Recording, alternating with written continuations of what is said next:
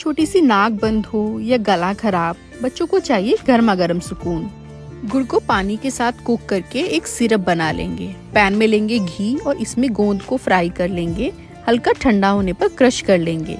घी में आटे को अच्छे से सौते करेंगे और धीरे धीरे ऐड करेंगे गुड़ वाला पानी।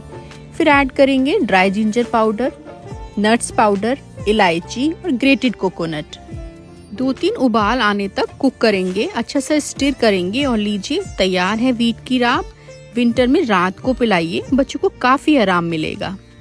Detailed recipe is in the description box, do check it out.